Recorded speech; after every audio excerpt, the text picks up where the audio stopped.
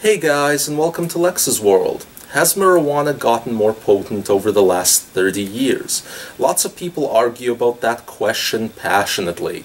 Some anti-pot lobbyists have claimed that marijuana is 10 or even 30 times more powerful on average than it was in the mid-80s.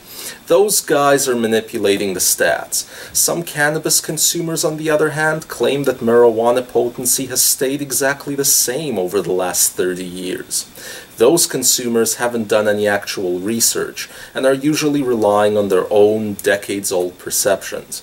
So what's the real answer? Well, would it surprise you to know that there is a good quality, long-term tracking study on marijuana potency? It's being done by the University of Mississippi, and it's known as the Potency Monitoring Project. For over 30 years, they've been getting small samples from around the United States, seized randomly by law enforcement, and testing them for percent THC.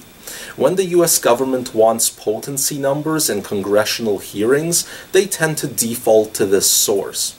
Over the decades, this study has analyzed tens of thousands of samples, giving us a decent idea of the THC percentages that actually hit the street. So let's see the numbers.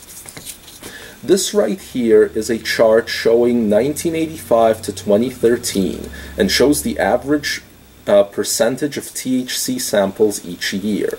It's not drawn by the Potency Monitoring Project, but it does use their exact numbers. Also, charts going back before 1985 are unreliable, but tend to show that numbers haven't fluctuated greatly prior to the 1980s. So the average sample seized, when it comes to THC percentage content in the 80s over here, was 2.5 to 3.5%. Pretty low, right? Well, over the next 12 to 15 years, potency didn't change much, but appeared to be crawling up to between 3 and 5%. For 1998, the average was about 4.9. Now, a rise since the 1980s, but nothing too major. But then something changed right there. Potency started to climb year after year for a decade, and by 2008, it was actually hitting the 10% mark. Shortly after that, finally reaching the 12% mark. And even though this chart ends in 2013, I can tell you that right now, these numbers have reached almost 14%.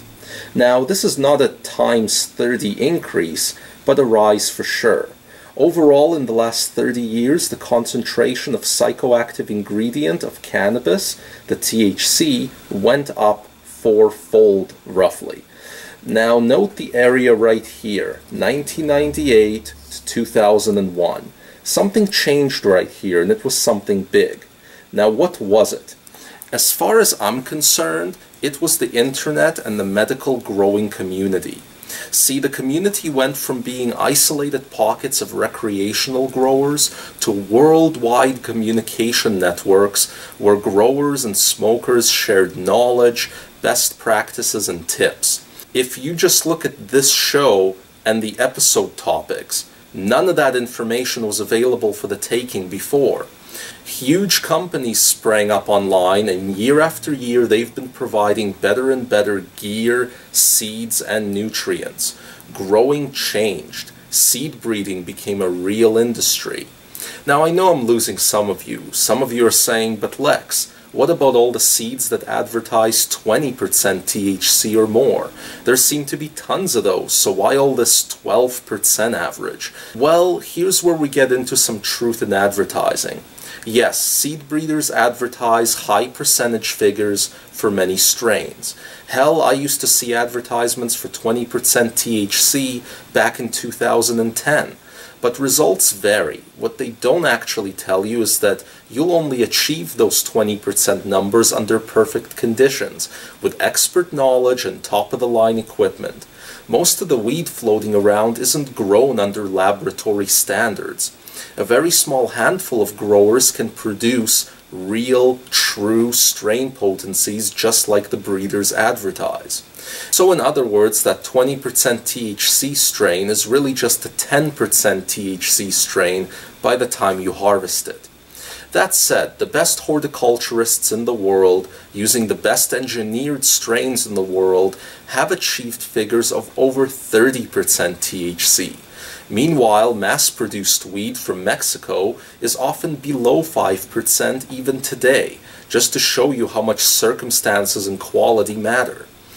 So what does this mean for the future? Does this mean weed will get stronger and stronger? Does it mean people will smoke less per sitting to get high? I'd argue that's already happened. Will percentages continue to rise, and where's the top? Can this progress actually be used against the community?